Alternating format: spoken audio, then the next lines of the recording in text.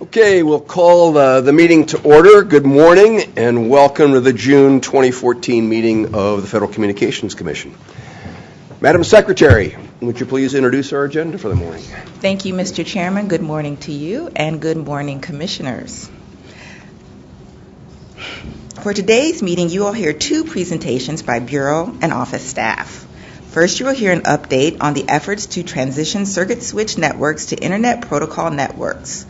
The presentation will include a status report on the voluntary experiments proposed by AT&T designed to assess how the transition to IP networks affects users. Second, you will hear an update on the continuing efforts to launch new and diverse voices to the American public via increased access to low-power FM radio stations. This is your agenda for today. Please note all items listed under consent agenda on the Commission's Sunshine Notice released on June 6, 2014 were adopted by the Commission and deleted from today's agenda. The first presentation will be from the Wireline Competition Bureau. Julie Veach, Chief of the Bureau, will give the introduction. Thank you, Madam Secretary. And let me just pick up on that last point that you just made about the consent agenda and say thank you to all of my colleagues. There have now been 26 different items that have moved through the consent agenda in the last couple of months, and that's significant, and we appreciate everybody's efforts in that regard. Ms. Veach, will you please proceed? I will, Mr. Chairman. Good morning. Good morning, Commissioners. My colleagues and I are here today to give you an update on the technology transitions, and in particular on the information AT&T has submitted so far about its proposal to conduct a service-based experiment in 2 wire centers pursuant to the January Tech Transitions Order. Based on our review of AT&T's proposal and the record thus far, we're optimistic that the experiments AT&T is developing could yield helpful information about the impact of the tech transitions on customers. 2 points bear emphasis at this stage. First, as commenters have pointed out, no 2 wire centers will identify all the issues that come up as the nation undergoes these historic transitions. But we can still gain valuable insights from these experiments. Second, AT&T does not intend to seek the necessary approvals for these experiments until the second half of 2015. AT&T is still developing and identifying the products and services to be offered as replacements. Our report to you today is therefore a status update on what we've learned thus far. Seated with me at the table are Michelle Burlove, attorney in our Competition Policy Division, Matt Del Nero, Deputy Chief in the Bureau, Tim Stelzik, Deputy Chief in the Division, and Jay Schwartz, an economist in our Industry Analysis Division, and Michelle will now present the report. Mr. Chairman, Commissioners, as the Commission emphasized in January, a key goal of these experiments is to learn about how technology transitions affect the American public. For this and any other experiment to be of greatest use to the Commission and the public, it is critical that the information collected during these experiments can support a fact-based and data-driven discussion without questions of bias. To that end, the FCC is in the process of engaging an independent expert to develop a detailed research methodology and collect and analyze data during these experiments. The Commission identified the importance of data collection in the January order, and parties such as Public Knowledge have since submitted thoughtful and well-informed comments on these issues. We have discussed this concept with AT&T, which has expressed its willingness to work collaboratively with the FCC and the third-party evaluator. More generally, the Consumer and Governmental Affairs Bureau is working to enhance the way consumer data related to technology transitions is gathered, reported, and analyzed. AT&T picked 2 wire centers for experiments intended to measure the customer impact of technology transitions. Carbon Hill, Alabama, is a rural area, a former mining town, with a population of approximately 6,500 people spread out across 172 square miles, 21% of which are below the poverty line, compared to 13% for the nation as a whole. Kings Point, Florida, is a suburban area located in the Palm Beach County metro area. It has approximately 10 times as many people living in 1/5 of the space. That is, approximately 65,000 people living in less than 33 square miles. While more affluent, 70% of the population is 50 years or older. In these two wire centers, AT&T proposes to replace its legacy circuit-switched voice network with wireline and wireless alternatives. AT&T's wireline replacement products will primarily be offered over AT&T's fiber-to-the-node IP network and will include UVerse Voice, an interconnected VoIP service, and broadband internet access. AT&T's wireless replacement product is called Wireless Home Phone. It will be sold by AT&T Mobility and will allow the customer to connect his or her legacy telephone to AT&T's wireless network. A key goal of these experiments is to foster a discussion of the impact of technology transitions on customers nationwide. As depicted in this slide, AT&T has disclosed that it ultimately would like to serve approximately 25% of its existing customer base nationwide with wireless products only, meaning that AT&T's wireline phone and broadband service no longer would be available to these customers. It would continue to serve the remainder with wired technology, except for approximately 1% of its locations, for which AT&T has not yet proposed specifically how they would be served. As for the proposed experiments, in Kings Point, AT&T proposes to maintain fiber-based wireline service for a greater percentage of the population. In the less densely populated Carbon Hill, however, a majority of living units that subscribe to AT&T service today, 55%, would be served solely with wireless services. And for approximately 4% of the living units in Carbon Hill, AT&T has not yet proposed specifically how those customers would be served.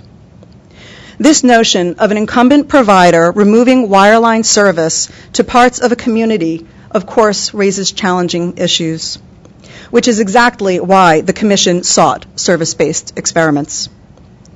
AT&T's proposed experiments in Carbon Hill and Kings Point give all stakeholders an opportunity to explore the real-world implications of the types of technology transitions providers are contemplating nationwide. AT&T acknowledges that it is still developing and enhancing some of the wireless services it intends to use as replacements for traditional wireline telephone services in these wire centers. For example, AT&T is still developing its wireless business phone service. AT&T also is still developing certain functionalities for its wireless home phone service that customers have come to expect, including street address 911 location accuracy and support for alarm monitoring, medical alert devices, fax machines, assistive technologies, and credit card validation services. AT&T recognizes these functionalities to be vital. And AT&T has not yet proposed the specific means by which it will ensure that all customers in Carbon Hill have basic communications services. We appreciate AT&T's recognition of the importance of developing these enhancements and answering these questions. 3 additional points that have not been a focus of the filings to date merit your attention. First, there is need for more discussion concerning how AT&T's wireline replacement product will support GETS priority service. As you know, GETS stands for Government Emergency Telecommunications Service. It is the service that allows public safety officials' telephone calls to go through in an emergency, even when networks are congested and when most callers hear a fast, busy signal or an all circuits busy announcement. as often happens during disasters. If the Gets Priority features are not available for the local portion of the call, Gets and other priority service calls will not always get through. We also will want to ensure that the wireless replacement product supports the wireless priority service. We thank our colleagues in the Public Safety and Homeland Security Bureau, working with the Department of Homeland Security, for highlighting this concern and exploring its implications. To be clear, Gets compatibility on interconnected VoIP networks is not an issue for AT&T alone to solve, nor is it unique to this proposed experiment.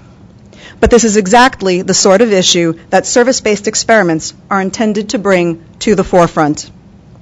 Second, AT&T is proposing that its wireless home phone internet product will replace DSL internet access for many customers. While this wireless product may offer access at faster speeds, at this point it is advertised at a meaningfully higher price and lower data usage allowance than AT&T's DSL product. This raises challenging questions about customer expectations and broadband affordability. Third, commenters also have raised concerns about the availability of the fiber-based network during commercial power outages. This issue, too, is broader than just AT&T's proposed experiments, but we believe that the experiment can provide valuable information about it as well. We look forward to continued dialogue with AT&T and commenters on these and other questions found in the record. What I have discussed so far pertains to AT&T's plan for an initial trial that looks into the transition of retail services to an all-IP environment. AT&T has committed that this trial would be entirely voluntary for wholesale customers. However, AT&T also has announced that it would like eventually to conduct a trial involving the migration of wholesale services. We believe that a trial that investigates the effect of transitioning wholesale services to an all-IP environment could provide very helpful data. Many competitive carriers also have expressed an interest in participating in a wholesale trial. Some of these carriers, however, raise concerns about the need for advance notice concerning the replacement IP products and services. Importantly, the Commission already has established the framework against which any future wholesale trial will be evaluated. Most notably, in paragraph 59 of the Technology Transitions Order, you stated your expectation that any proposal of an ongoing wholesale experiment would offer to replace wholesale inputs with services that offer substantially similar wholesale access to the applicant's network. We expect that AT&T will keep this requirement in mind as it prepares any application for a wholesale trial. We also note the importance of making information about wholesale replacement products and services available as soon as possible. But again, we welcome AT&T's expressed interest in conducting an experiment that could shine light on the impact of technology transitions for wholesale customers. Today, we are in what AT&T describes as Phase 0, which began with AT&T's filing of its blueprint on February 27th. During this phase, AT&T will continue to develop the products it intends to rely on as replacements when it eventually seeks authorization to begin discontinuing its legacy services. During this Phase 0, we also will begin collecting data in these two wire centers, as well as the wire centers that will form the control groups against which change will be measured. The data collection and analysis will proceed through all phases of these experiments. So what happens next? As Julie noted, AT&T has publicly stated that it will file an application to discontinue service under Section 214 sometime during the second half of 2015. During this phase, if approved by the Commission, AT&T would no longer offer legacy services to new consumers in the two wire centers, although existing customers will be able to keep their legacy services. The January order sets forth very specific conditions and presumptions against which these requests will be measured. We look forward to continuing to work with AT&T, the individuals, companies, and organizations who submitted comments on the proposal, and other interested stakeholders as AT&T continues to develop its proposals for your consideration. We will keep you apprised of developments along the way. We conclude today's presentation on an important note about other activities that are underway throughout the Commission. Staff across the agency are engaged in efforts to follow the direction you provided in January.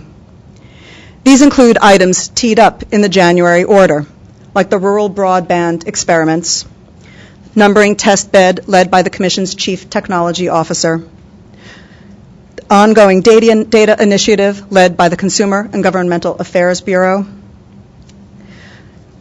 targeted research for persons with disabilities led by the Office of Strategic Planning and Policy Analysis, and a very successful public safety workshop on public safety imperatives in an all IP environment, led in April by Admiral Simpson and his team in the Public Safety and Homeland Security Bureau.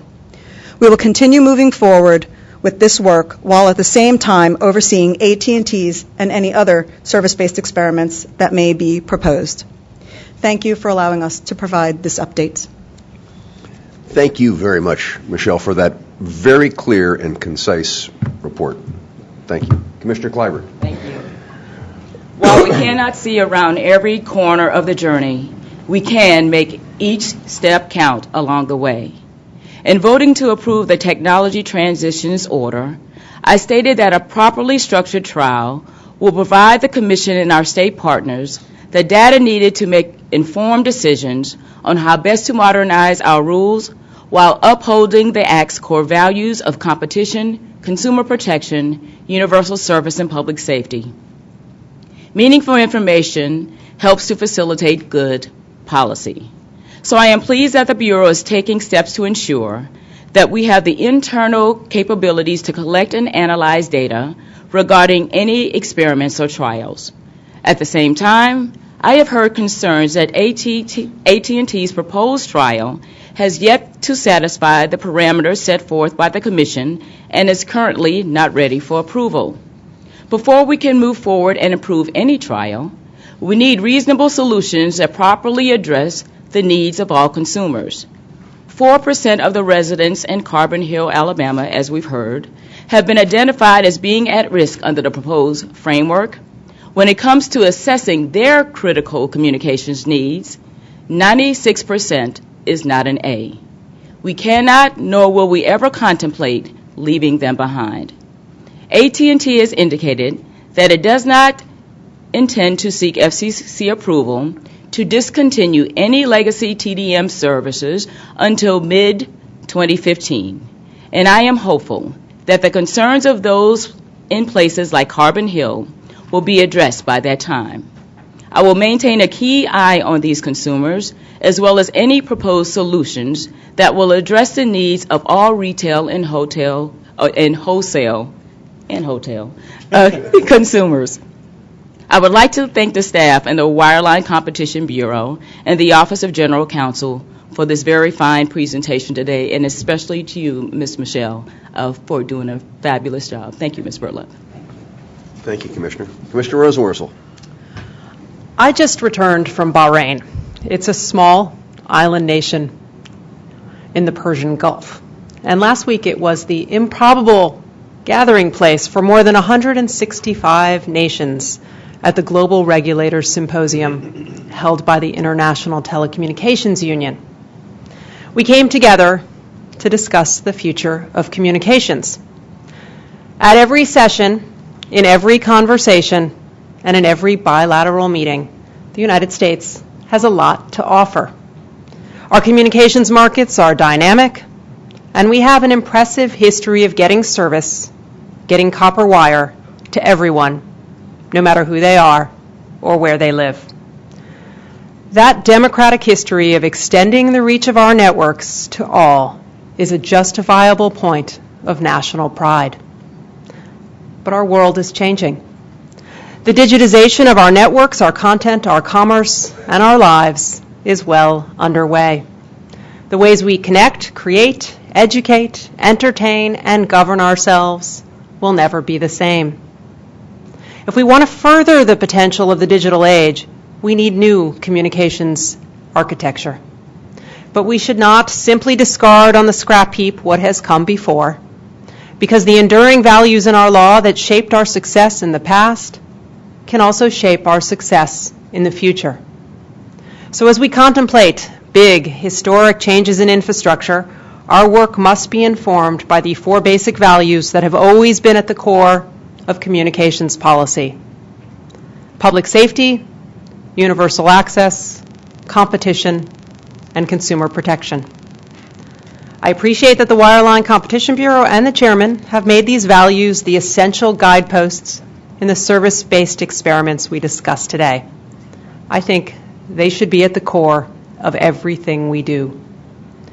Now, from the lofty to the local, what lies ahead are some test cases in Alabama and Florida. These are our sandboxes. They are small, contained trials that will let us test the consequences of our policy decisions, and importantly, the impact they have on consumers.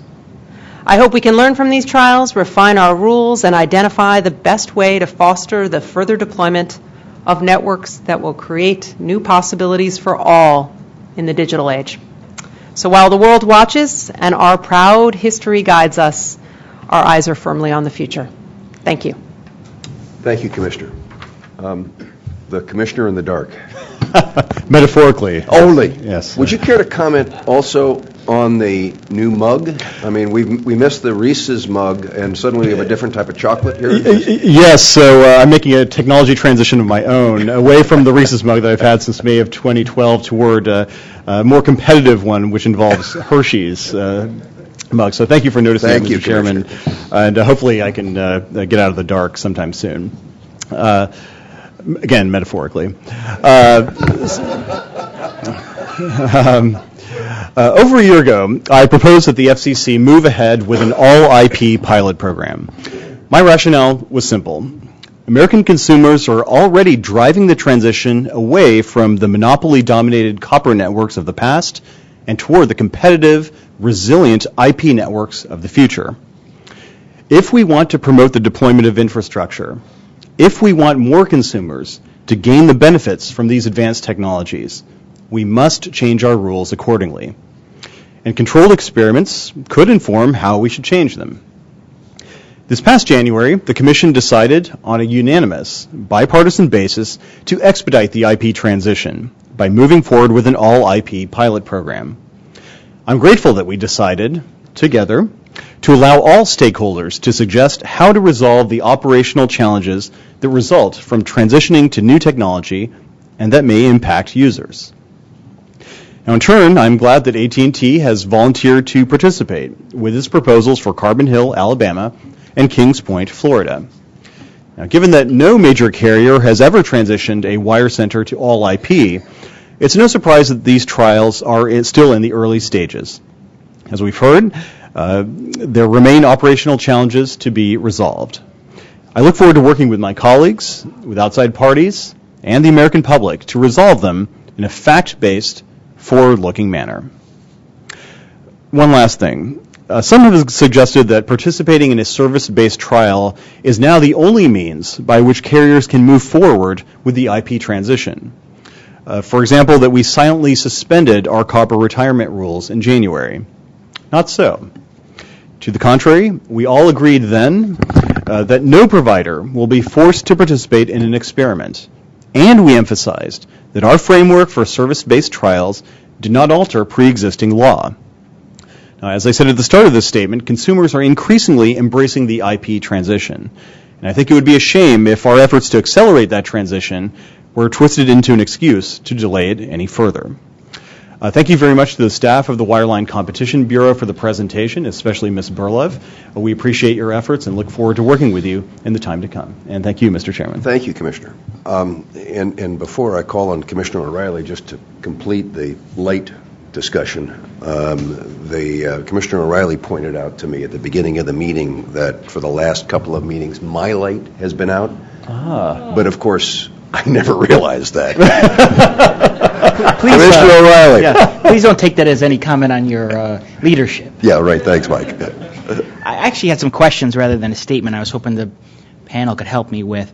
In one of the slides that I was looking at last couple of days, it talked about data collection and scalable to other experiments and contexts. And I'm trying to get an understanding of what exactly was meant there in terms of, were we talking about potential new applicants to the trials, or are we talking about outside the trials, as my colleague just talked about, how these are supposed to be self-contained? And so there's the two parts. There's the other experiments, and then there's the second part, what is the context supposed to get to?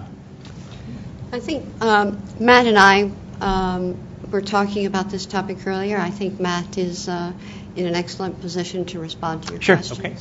Yeah, thank you, Commissioner, for your question. I think it's an important one. We're obviously very focused on data collection, and the answer to both parts of your questions, I think, is similar in that what we want to be sure in procuring a third-party expert to work with us on data collection is that we're getting the best value for the Commission's dollar.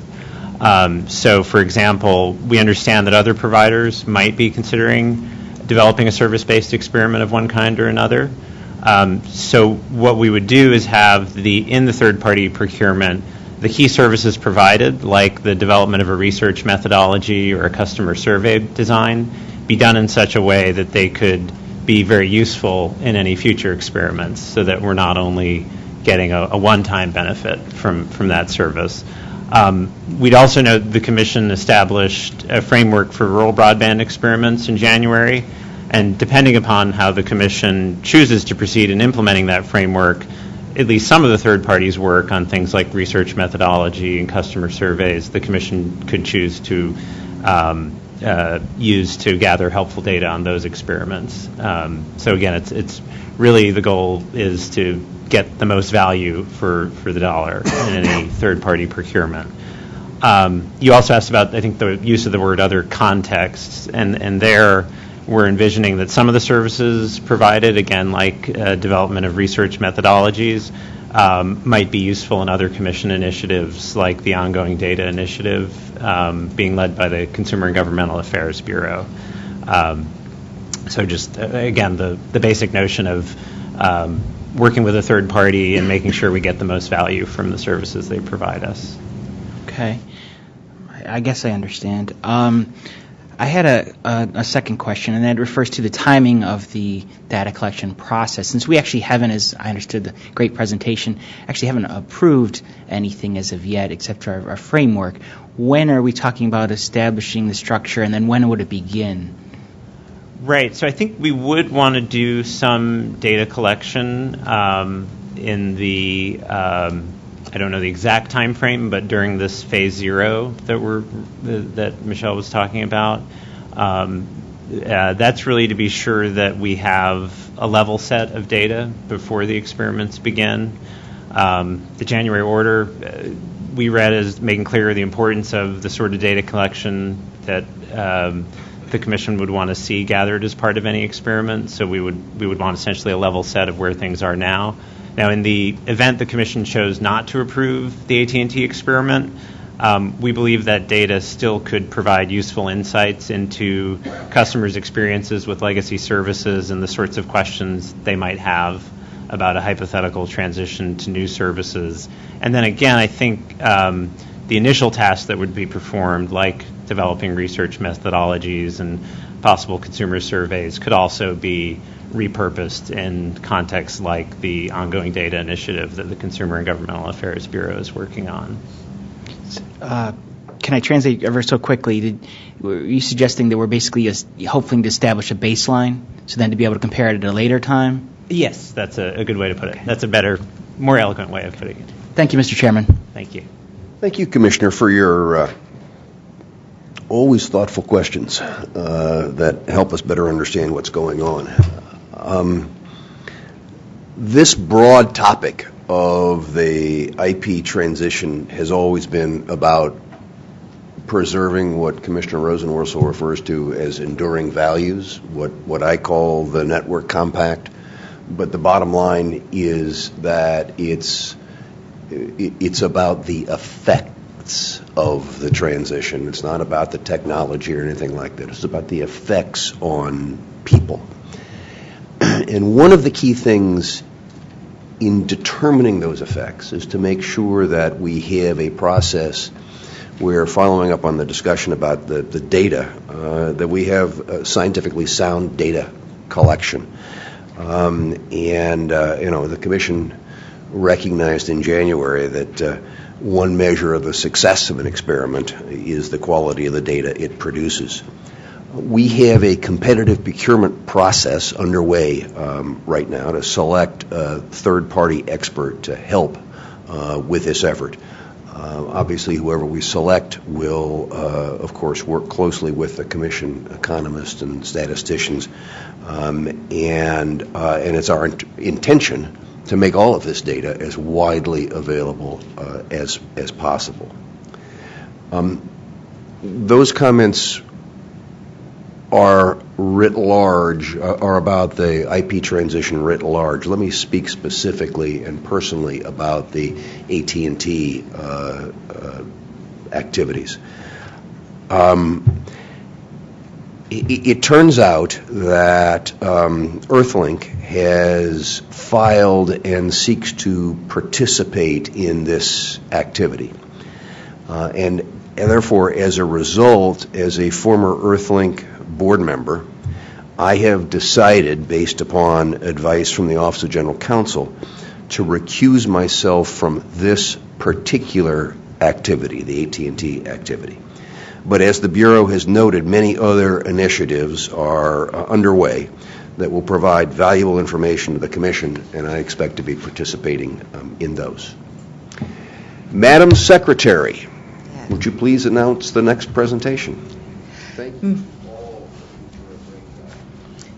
Mr. Chairman and Commissioners, the second presentation is on the continuing efforts to launch new and diverse voices to the American public via increased access to low-power FM radio stations, and will be presented by the Media Bureau.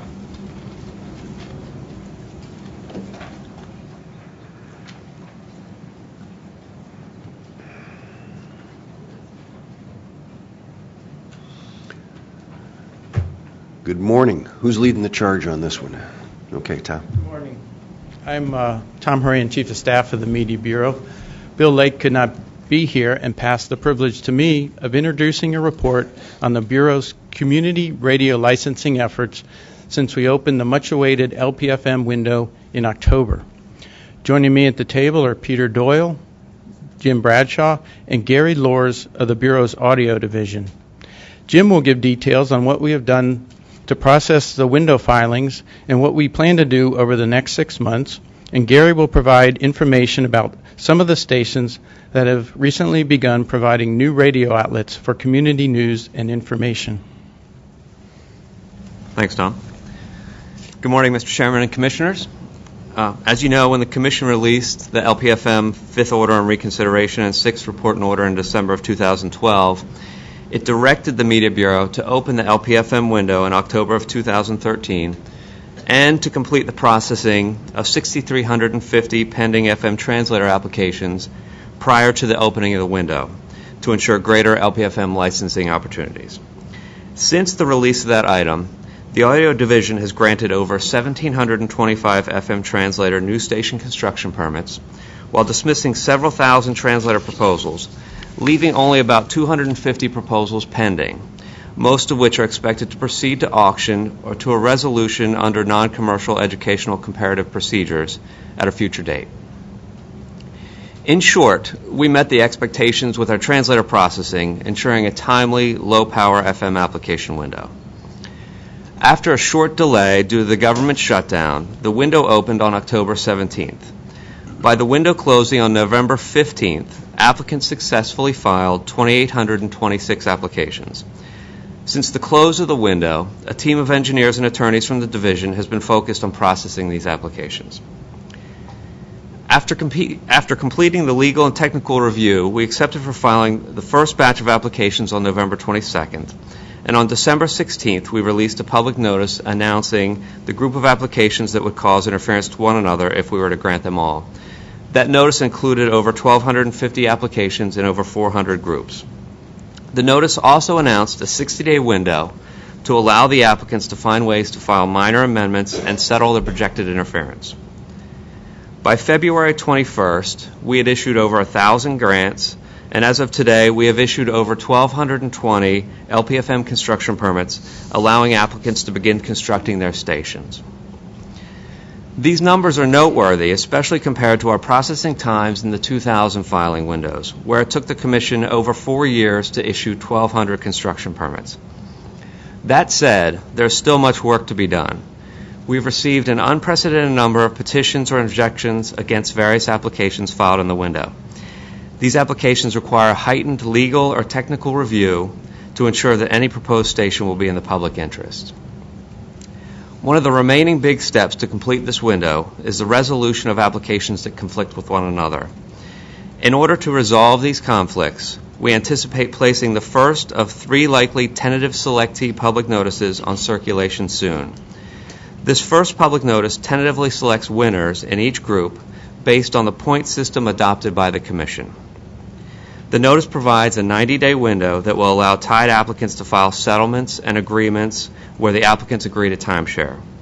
This notice also provides the first opportunity for all listed applicants to file major change amendments that will eliminate any overlap, which we anticipate will result in significant additional grants. In addition to the planned release of 3 tentative selectee public notices, we plan to resolve the vast majority of first-level construction permit decisions by the end of this year. Now I would like to turn it over to Gary so he can provide some details on the impact this work is having for listeners across the country. Good morning. As a result of the technical flexibility that Congress and the Commission offered to LPFM applicants through the Local Community Radio Act and conforming rule changes, we expect significant number of new LPFM stations to be approved in large and mid-sized radio markets around the country. Just look at the top 10 radio markets. Prior to 2013 window, there were 17 LPFM stations licensed in those markets. We have already granted 8 new authorizations for those markets, and there are over 150 pending applications from the window yet to be processed. Even with many of these 150 applications in MX groups, we still expect the number of LPFM stations to more than double in these markets. When looking at markets 11 through 20, the numbers are even more impressive. With 12 previously licensed LPFMs, 15 permits recently granted, and 120 pending applications. There are similar trends in most of the top 50 markets. We are pleased to announce that 35 of the recent LPFM grantees have already completed construction and are operating as licensed stations. Now let's look beyond the statistics and get into examples of new LPFM success stories.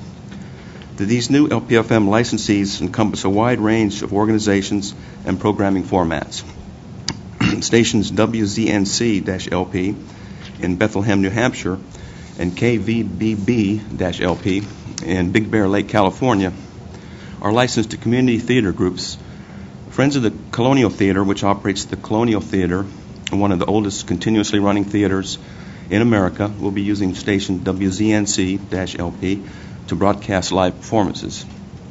Big Bear Broadcasting, whose mission is to teach and perform the arts in rural Big Bear Valley area of Southern California, intends to use KVBB-LP to broadcast theatrical readings of literary works, provide coaching on acting and singing, and reporting local politics, news, and road conditions. We've also licensed stations to several government entities.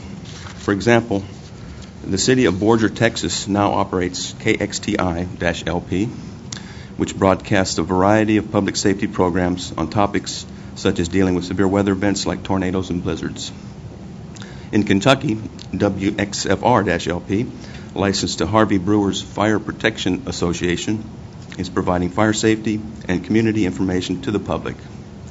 Also in Kentucky, the Passionist Nuns of Whitesville are broadcasting their Catholic-centered programming on station WJOR-LP. Furthermore, in Jacksonville, Texas, the Centro Cristiano de Alabanza is now broadcasting on KRVJ-LP, providing spiritual content to the community. Finally, we are excited to share a story that appeared recently in the New York Times, chronicling the rebirth of station KWEM in West Memphis, Arkansas. KWEM was a legacy R&B station that went dark in 1960. During its 13 years of broadcasting, KWEM helped launch the careers of legends such as Johnny Cash, Elvis Presley, B.B. King, Howlin' Wolf, and Elmore James. It was recently reborn as an internet station at Mid-South Community College. In January, we granted the college a construction permit to put KWEM back on the dial as an LPFM station. We are excited that this historic R&B format is being revived to serve Memphis area listeners and providing a new generation of up-and-coming local musicians a platform to reach new audiences. We share your commitment to rapid implementation of the new LPFM service throughout the country. With your support and guidance, we have made considerable progress, and we look forward to continuing those efforts. Thank you. Thank you very much, Gary and Jim. Commissioner Clyburn. Mr. Chairman, 1 year ago, I had the privilege of announcing the upcoming LPFM window and expressed my hope that local communities across the nation will galvanize in the next 4 months to take advantage of this unique opportunity. Local communities heard the call and rose to the challenge. I am really happy to see that the low-power FM window is contributing significantly to a renewed growth in diverse and local voices. This marks an important step in expanding opportunities for underrepresented communities in rural and urban areas.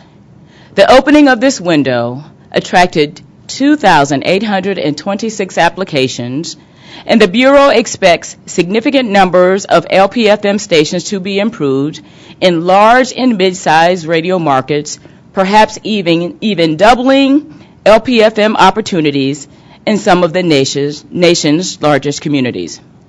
In sum, this is a good story, a positive outcome, and an enduring reminder of how the FCC impacts the lives of countless Americans each and every day. None of this would have occurred without the outreach of the Media Bureau, represented today by Tom Horan. I say that to just give you a little extra, okay? Especially the work needs to be recognized of the Audio Division Chief Peter Doyle, the Oracle, and his team, including Jim Bradshaw, Gary Lawrence, I'm pronouncing everybody, Lors is what you say, right? Editorial privileges, and Parul Dasa.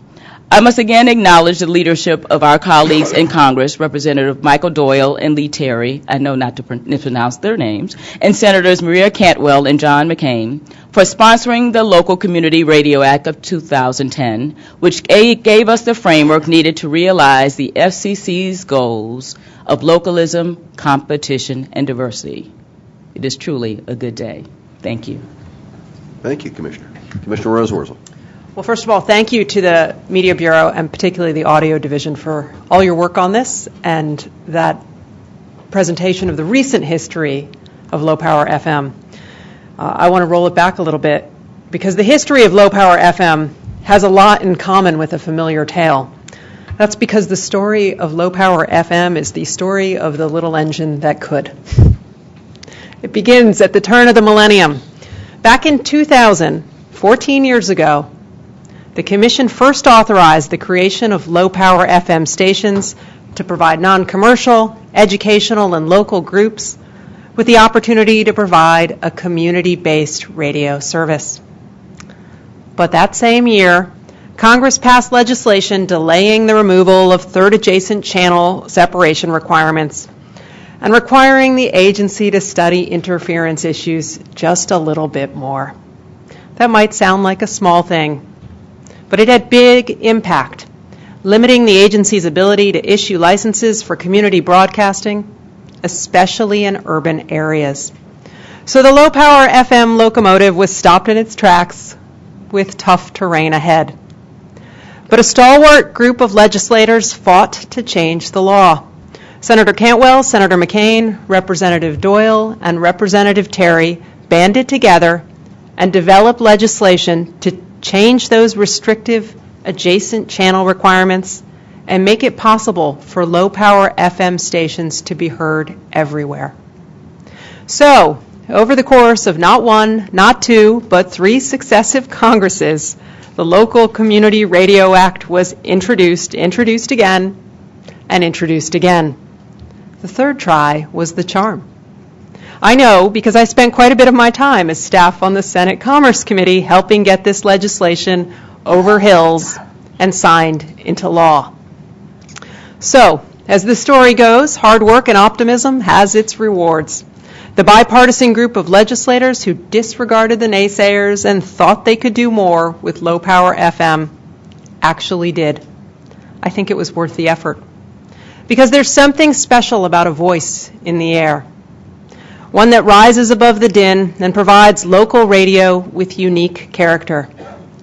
And in these days of exploding online global content, there is still great value and art in community broadcasting. With more low-power FM, we are going to hear more of that local character. Just this week, I got the privilege to speak to KWEM in West Memphis, a new station with historic call sign that is bringing rockabilly and blues back to its home along the Mississippi River. I also spoke to KPYT in Tucson, which serves the Pascua Yaqui tribe and provides programming that sustains its unique language, culture, and traditions. So low-power FM possibilities are powerful, and at long last, the legal framework for its expansion is finally in place. So I, for one, can't wait to hear this little engine roar. Thank you. Thank you, Commissioner, and thank you for your efforts on both ends of this project. It's been a long, long way. Commissioner Pai. Thank you, Mr. Chairman. First and foremost, like my colleagues, I would like to thank the staff of the Media Bureau's Audio Division for all of your efforts in this proceeding. When I proposed that we set October 2013 as the month for opening the new LPFM application window, I was confident that the Audio Division could handle this important task. But you've managed to surpass even those lofty expectations to nobody's surprise. The results that we've heard about this morning are simply tremendous. For example, the Audio Division has granted 1,200 applications in just 6 months. By contrast, in the 2000-2001 LPFM application windows, it took the Commission about 4 years to grant that many applications. Now, this means that the Division has been processing applications 8 times more quickly. Now, it bears noting over and over again that this kind of efficiency does the public right and the agency proud. And I'm confident that the Division will continue to acquit itself with distinction as it finishes processing the remaining applications. I'm also pleased that this application window is on track to be even more successful than the earlier ones. Jim offered this observation during his remarks, but I'll repeat it here again. Despite the fact that 400 fewer LPFM applications were filed nationwide in 2013 than in 2000 to 2001, the Division is on track to grant somewhere between 175 and 475 more applications this time around. Now, these aren't just cold numbers on a PowerPoint presentation. They represent new voices across our country. Thanks to the Division's efforts, countless community organizations are going to use LPFM stations to bring innovative content to our nation's airwaves. In doing so, they'll promote diversity and serve the unique interests of our local communities. In my home state of Kansas, for instance, no fewer than 5 new Spanish-language LPFM stations have already been approved during this window. And these stations will serve communities big and small, from Topeka, the state capital, to Ulysses, a small town of 6,000 people nestled in southwest Kansas and named after our 18th president, who I'm sure the chairman knows familiar. Personally? No, I never. Or I should say, with whose work the chairman is familiar.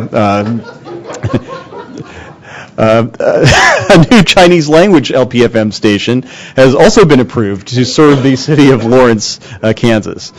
Now, these unique offerings are exactly what Congress intended when it passed the Local Community Radio Act of 2010.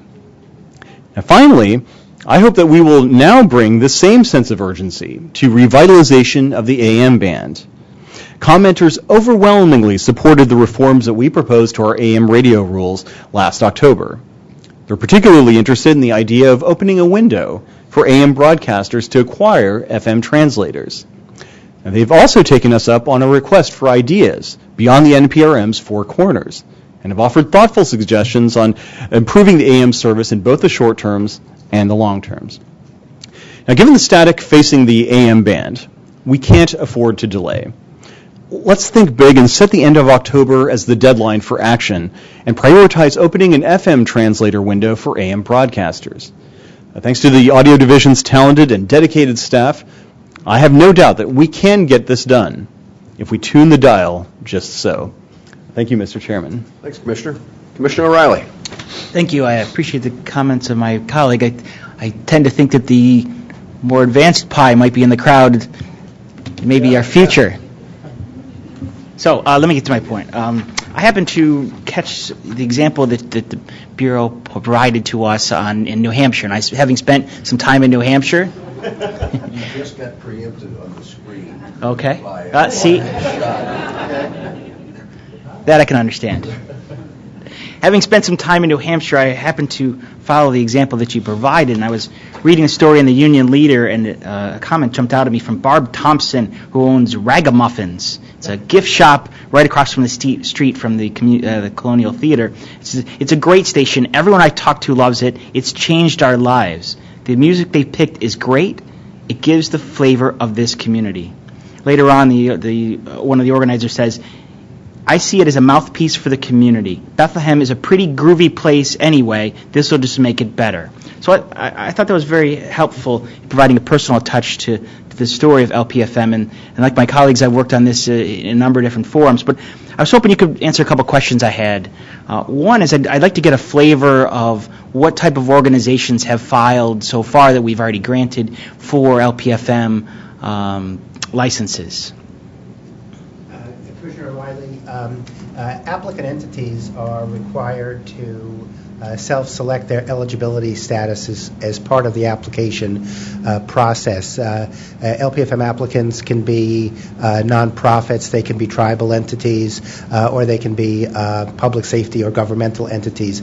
Approximately 93% of our filers are eligible under the nonprofit entity. About 1% is tribal applicants, and about 6% is governmental or public safety entities. Based on processing so far, we have granted construction permits in roughly those same percentages. Okay. I had a question following up in reading the example in New Hampshire, and I was trying to figure out how is the Bureau going to deal with licenses to make sure that they meet the requirements on broadcasting obligations for low-power FM? Right. There are a number of service rules, minimum operating hours. There are stations that have pledged to maintain main studios and to originate certain amounts of programming. The Enforcement Bureau is primarily responsible for compliance with those rules. Complaints are a typical way that issues are brought to their attention. The license renewal process also provides an avenue for listeners and concerned individuals to bring to our attention any potential station violations that may have occurred during the prior license term. Well, thank you. That's helpful, because I'm sure we're going to have a number of all-star stations, but we're bound to have a couple that don't meet their obligations. That's one of the challenges of inviting new entrants to the media landscape, and we're well aware of that. That's okay. Thank you, Mr. Chairman. Thank you, Commissioner. Congratulations to all of you. I mean, the largest expansion of community radio in history. Thank you for what you did in that. I mean, as we've heard, multiple examples of all the new voices that are being created by this. maybe even some new Elvises. But the story here of how you all went about this, and that you had to clear 6,300 translator applications so that you knew what the spectrum situation was, so that you could then grant these 1,200, is a terrific story. It's a story of good management. It's a story of persistence. And it's a story that, unfortunately, is all too often overlooked in the work of this agency. There are so many people like you and that you represent who every day turn out the licenses that are at the heart of what we do and deal with the kind of challenges that you have dealt with and have the kind of positive impact that we all have been talking about this development having. And so on behalf of all of us and all of those who are benefiting from your work, we need to call you out. We need to say thank you to you. It's not often the headline-grabbing activity of this commission, but it is at the core of what this commission is all about, and we're really grateful to the great job that you all do. Thank you very much.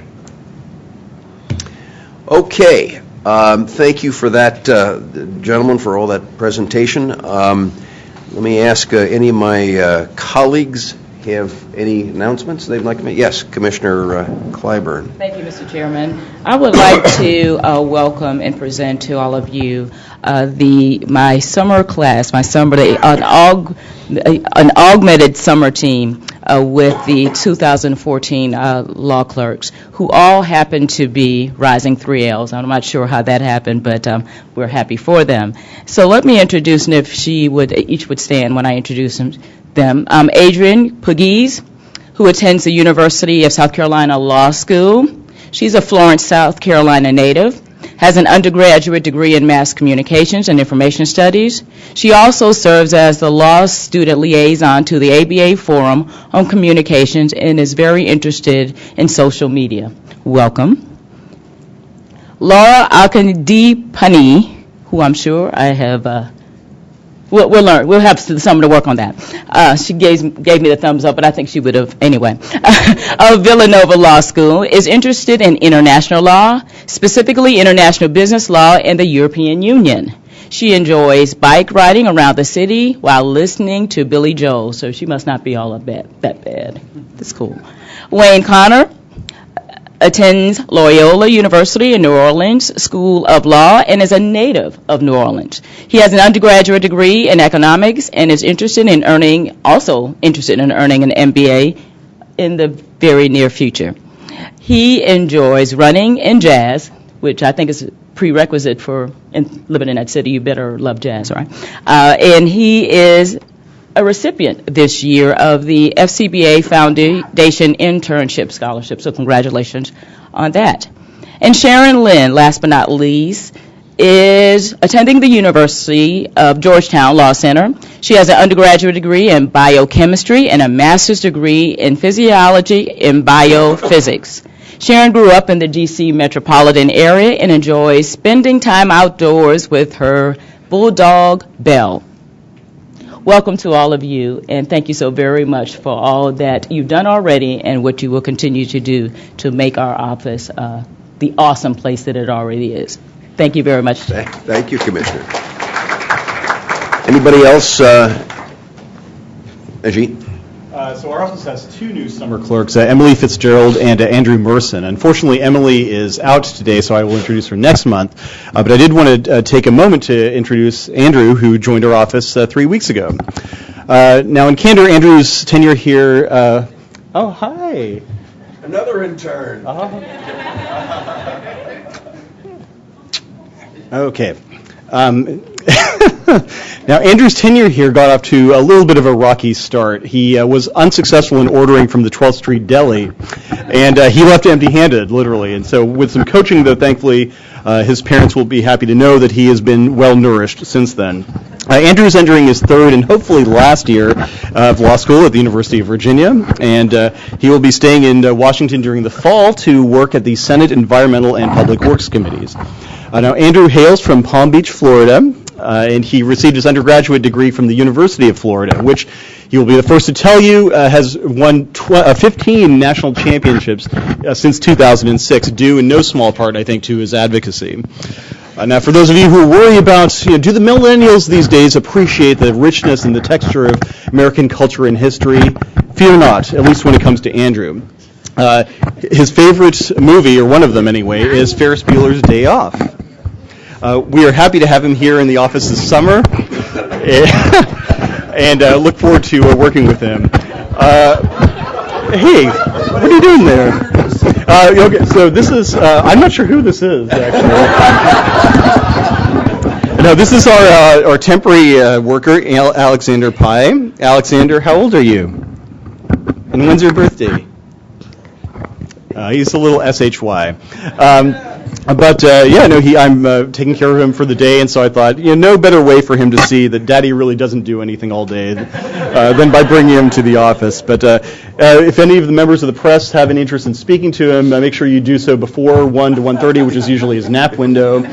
I can tell you he's a full-powered broadcaster when he's very frustrated, and he's an expert in special access to his parents, so he has some wireline expertise as well. But it's as you can see now, of all the titles I've held in my life, the one I'm proudest of is being a dad to him. So, welcome, Alexander. All right.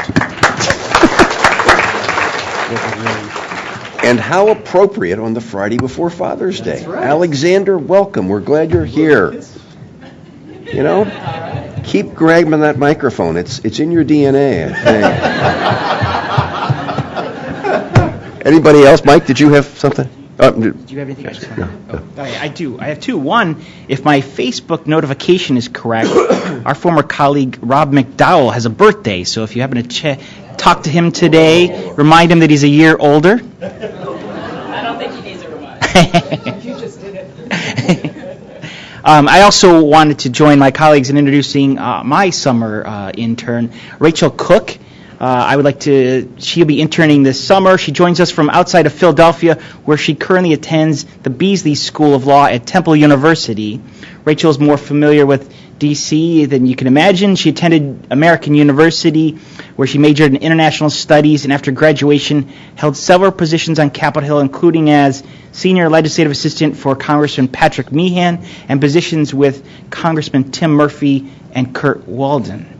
In a short time, she's been very helpful to my office, so please welcome Rachel to the commission.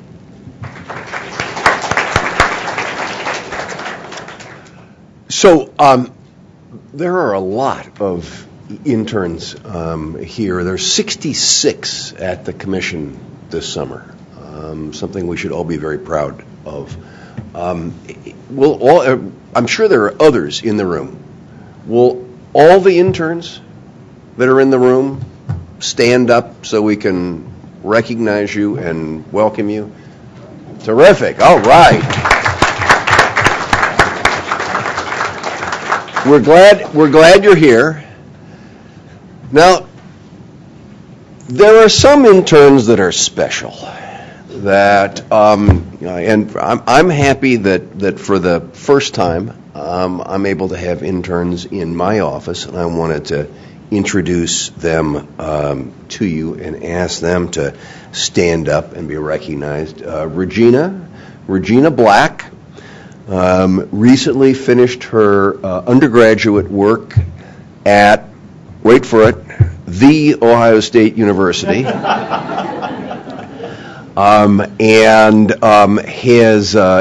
Is coming to Washington. She has been presumptive enough to recently sign a year's lease on her first apartment in Washington. So I think we're going to be seeing her around this town for a while, and we're glad that she could begin her experience in Washington here at the FCC. So thank you, Regina. Brad Rivar, who is sitting next to her, previously interned last summer at NTIA, where he worked for Sarah Morris, who is now over here as the head of OLA.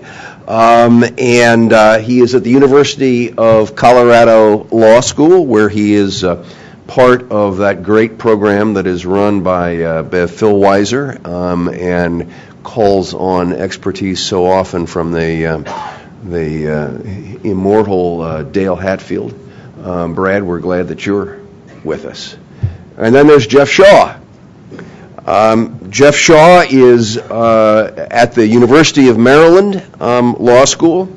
Before he matriculated there, he was a captain in the United States Marine Corps, including service in Afghanistan, where he was responsible for the telecom operations of the 3rd Combat Engineer Battalion.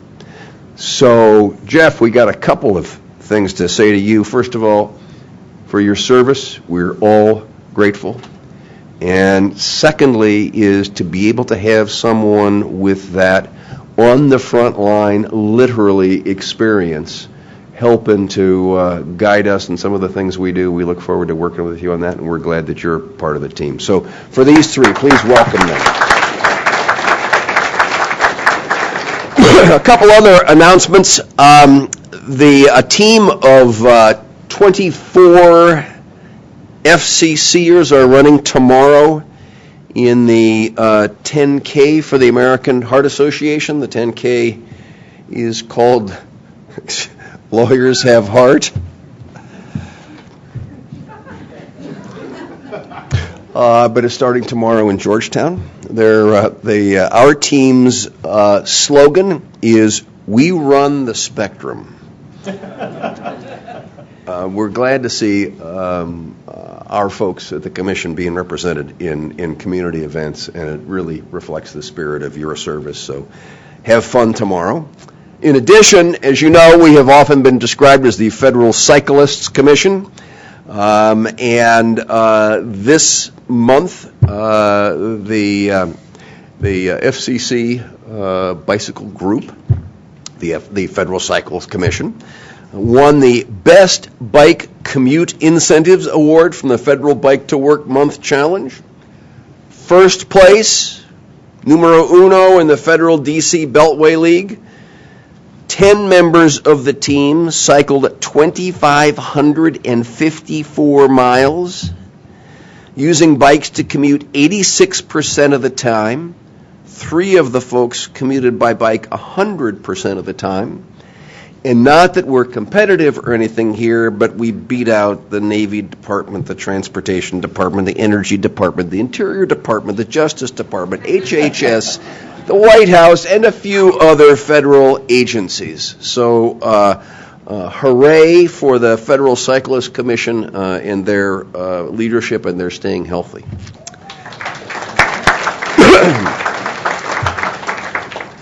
Lastly, Bobby Baker, an assistant. Bobby, are you here? Okay, well, we're still going to talk about it. Bobby Baker, an assistant division chief in the Media Bureau's policy division, and our fearless leader on all things political programming, was given the FCBA's Excellence in Government Service Award last night, an award that was created to recognize individuals with long-term careers in the field of communications who are dedicated to the pursuit of excellence. Bobby's been here since 1979 and has headed the political programming group for the last 20 years, so congratulations, huzzah to Bobby and getting his recognition, appropriate recognition for his public service and years of and contributions. And even though Bobby is not here, let's give him a round of applause. It's loud enough, maybe he will hear it. Okay, if my colleagues don't have any further announcements, Alexander, any last words that you want to put on the table? Okay. Then, Madam Secretary, will you please announce the next meeting? The next agenda meeting of the Federal Communications Commission is Friday, July 11, 2014. Thank you. We stand adjourned.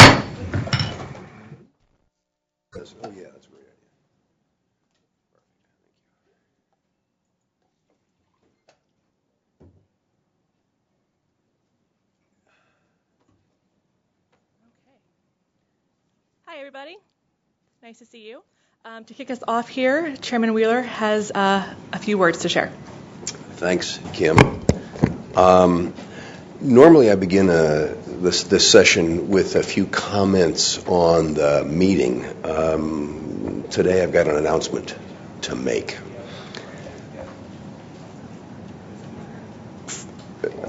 Just waiting For some time now, we've been talking about protecting Internet consumers.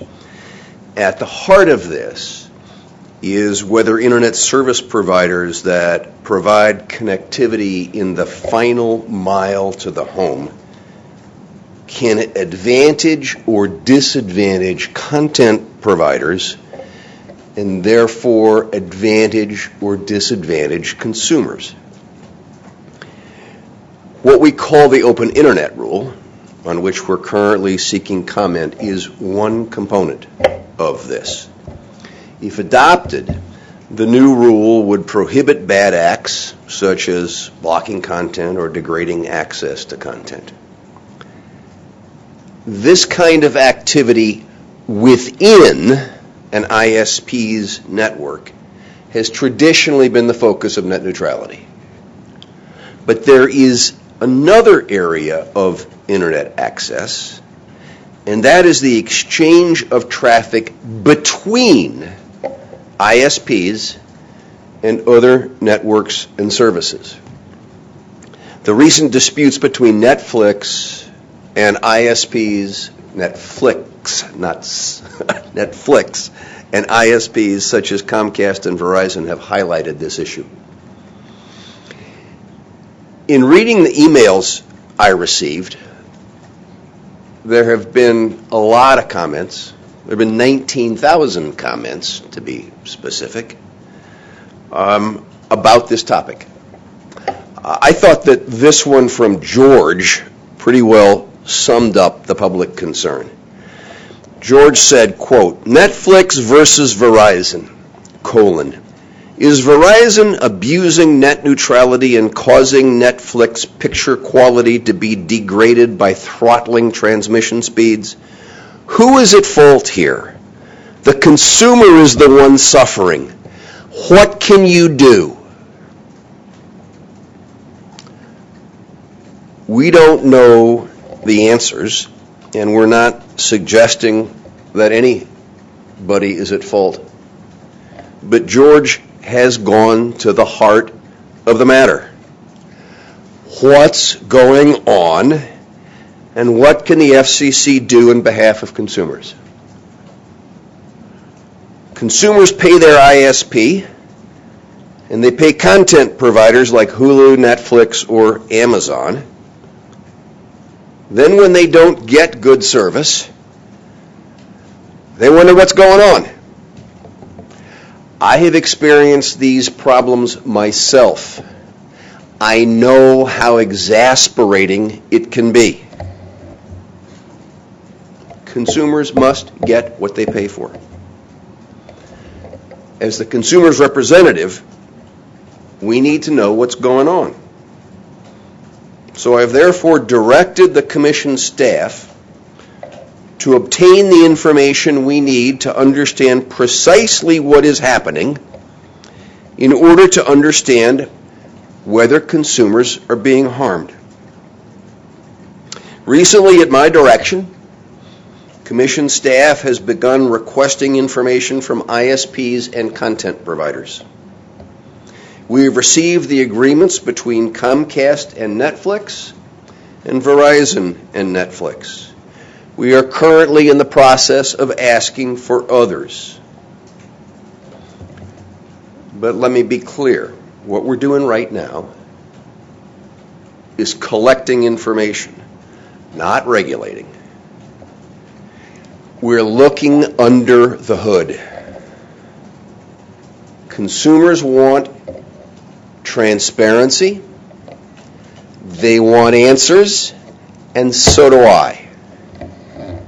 The bottom line is that consumers need to understand what is occurring when the Internet service they've paid for does not adequately deliver the content they desire, especially when that content is also paid for. In this instance, it is about what happens where the ISP connects to the Internet. It's important that we know, and it's important that consumers know. I'll be happy to respond to any questions you may have. All right. Should we just start down the line over here? Let's go left to right this time. I'm Leslie Stimson with Radio World. Commissioner Pai said he hoped the FCC takes action on the low-power FM rulemaking. Excuse me, Leslie. Sorry. Commissioner Pai said he hopes the FCC takes action on the low-power FM rulemaking by October. And I'm wondering if you think that's a doable timetable? I think we're working with all expeditious speed, and what I was trying to say in my comments was I think that the Bureau has done an amazing job to get through the translator applications and then through all the LPFM applications, and that shows the level of management and intensity that's being brought to this issue. Okay, thank you. Matt. Hi. So I take it we still only get one question. Now, a question about the peering and then our other question? You see, this was the whole thing. I wanted to surprise you with something new and throw you off balance. Yes, Matt, you get one. Okay. Well, you got to choose. All right. Well, assuming other people may ask about what you just said, I'm going to ask you about municipal broadband for a second. Yes, sir. Okay. The FCC spokesman mentioned to me in April that the FCC was going to take action on municipal broadband sometime in May. A blog entry that you posted recently said that if given the opportunity, you guys would do something to preempt it.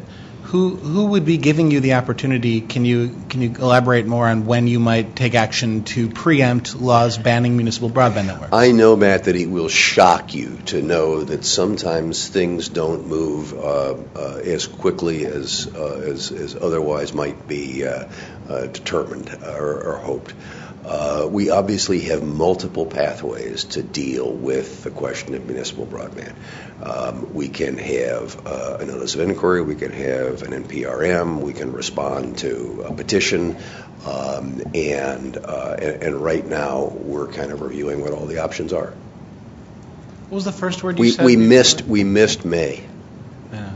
I didn't hear the first word you said. You said you can have something or an NPRM or respond to a petition. NOI, NPRM. Oh, I mean, there's, it's the logic, it's the litany of what are all the tools that we've got here. So any of those may be possible. Yes. Okay. Thank you. Afternoon, Mr. Chairman. On your interconnection announcement, excuse me, guys. What authority does the Commission have to act if it indeed finds something is wrong? Oh, the Commission has broad authority in the public interest, convenience, and necessity. We've asked for information about this also in the ongoing NPRM on open internet. Is this part of the open internet's... Is that a follow-up question? It is. It is. May I? It is separate from the open internet. I was just, the transparency portion of the open internet proceeding, is that connected as well?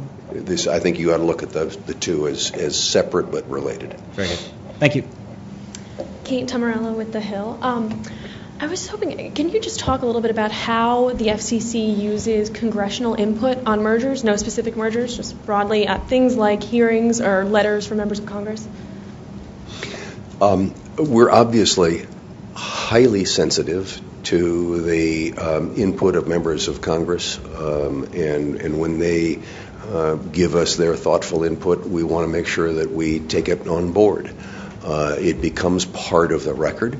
It becomes part of, therefore, of the thought process of the agency.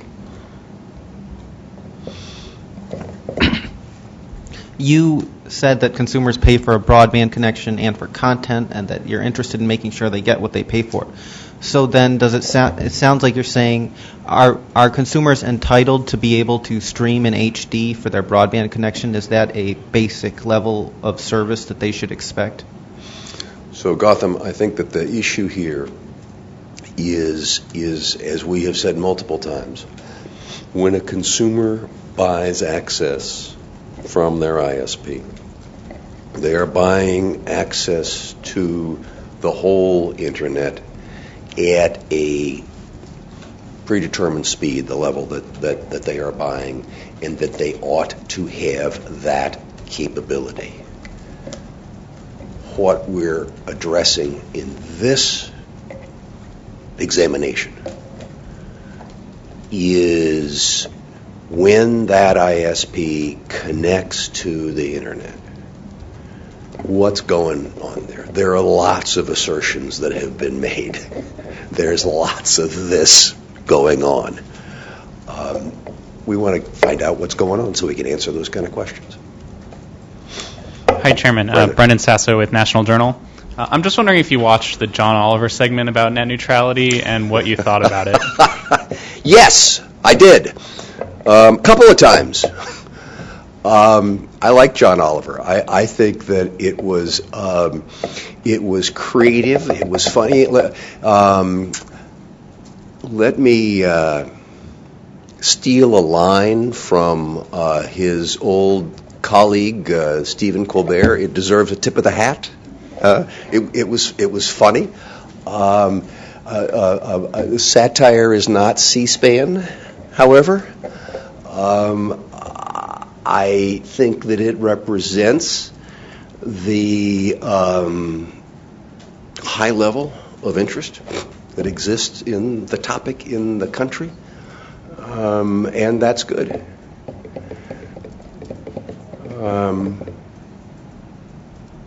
I would like to state for the record that I'm not a dingo. I had to go look it up. It's a feral, wild animal in Australia. Following up on the Muni broadband. Oh, I thought you were going to follow up on dingoes. Oh. I could ask whether one ever stole your baby, but I'm not going to go there. Lynn Stanton from TR Delhi. If you don't, is there a timeline in your mind if you don't receive any kind of specific request from an affected party that you would act sua sponte to either through an NPRM or whatever? And is there a particular kind of situation that you would be looking at, a worst case or best case, from this standpoint of acting on it? Yeah, those are all great questions, but they're hypotheticals. And I'm interested in learning more. There was a great conference on this that the New America Foundation had here a couple of weeks ago. It's been kind of building the record. I have made no secret about my feelings about the issue, and that being pro-competition means being pro-competition. Amy Schatz from Recode. I'll follow up on the dingo. In the video, Oliver said, the internet in its current form is not broken, and the FCC is currently taking steps to fix that. Do you think that's a harsh assessment? Oh, Amy, it's a variation on I'm from the federal government and I'm here to help you. It's a common kind of a line. I think that the issue is that the internet has been very successful, and we want to make sure that it continues to be successful for consumers, it continues to be successful for innovators, and that it continues to be open. But they're basically saying that all of those principles and all those things you're saying, that you're not actually doing that in this proposal. So one of the things that it didn't say is that the internet today, there are no open internet rules. It gets lost in the debate. There are no open internet requirements today other than transparency. There is no protection against blocking. There is no protection against degrading service. There is no protection against unfair discrimination. That gets in the way of a good storyline, though. But it happens to be the fact, and that's what we're dealing with. Hi, I'm Marina Lopez with Reuters. Will you hire outside lawyers to help with the workload you're facing? That's a very general question. Is that you want to make it more? Are you specifically talking about the mergers and stuff like this? Yeah, we're assembling a team to work on the mergers. Bill Rogerson from Northwestern University is going to be our senior economist working on those. Hillary Burchuk here of the Commission, who has worked on many other mergers, is going to be the staff leader of the project. And it will all be overseen by our General Counsel, John Sallet, working with Julie Veach in the Media Bureau, or in the Wireline Competition Bureau, Bill Lake in the Media Bureau, Office of OET, Office of Engineering Technology, and other appropriate folks. And I expect that we will be bringing on other people along the way as well. Hi, Lena Solyuk. We're double teaming from Reuters today. I wanted to follow up on the peering agreements announcement. You mentioned 3 companies by name. That seems like kind of a small pool to be doing your review. Are you planning on bringing in other companies' peering agreements? I'm assume nothing by. There is no limitation just because I named those. But so far, those are the only 2 agreements that you have. We are making inquiries across the board. I'll give an example. It would be if we're talking about video as being a driving force in this, it would be kind of silly not to include YouTube, wouldn't it? But I didn't put Google in this list. But I mean, yes, we're going across the board. Right, but so far, you said some of them you have already received, and those are the 2 that you mentioned, the Netflix to Comcast, Netflix to Verizon. Correct, but we're asking for, across the board, from multiple ISPs, from multiple content players. Thanks. We're asking across the board, multiple content players. Yes? Ed Wyatt from the New York Times. You've previously said that only the last mile is part of net neutrality and not these peering agreements. Right. But you asked about the peering agreements in the open internet order. So, are you now considering expanding that definition of net neutrality to take in what people have been writing into? That's a good question. No. The answer, so again, let's just,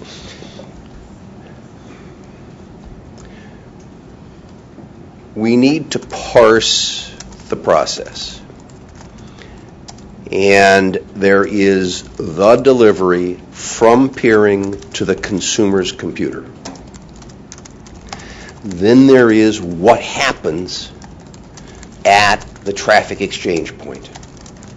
Those are driven by different technology realities, perhaps different economic realities, and what we're trying to do, Ed, is get to the bottom of that.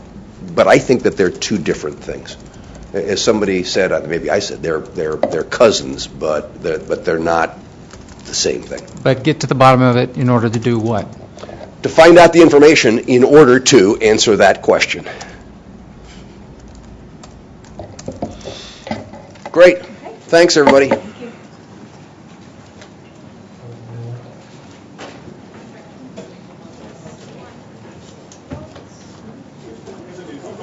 The Wireline Bureau is available now to answer questions about the IP transitions item. Also, correct me if I'm wrong, but there was no interest in talking to the Media Bureau today about low-power FM? Okay. So, Julie Veach and Matt De Niro. Lynn? Yep. Yes. Methodology for the collection and analysis, is that just the methodology development, or would the entity that wins the procurement also be doing eventually data collection and analysis? Thanks, Lynn. We would envision that the party would be initially doing assisting with research methodology, but that the party would have a role in data collection and analysis as well. And the procurement that we put out for competitive bid would discuss that. And that was when were you planning on putting out the request for bids? Yes, we're working through the government procurement process right now, so I can't give you an exact date. We want to be sure we dot all the I's and cross all the T's, but we're eager to move forward with that process. Okay, thank you. Yes. I'm just wondering, so the chairman had said that he's recusing himself, but I don't really understand what that means exactly. Are there certain issues that he's not going to be involved in, others that he can be? So I think any issues about the specifics of his recusal are a little too sensitive for the Bureau to address. That's really between the chairman and the Office of General Counsel.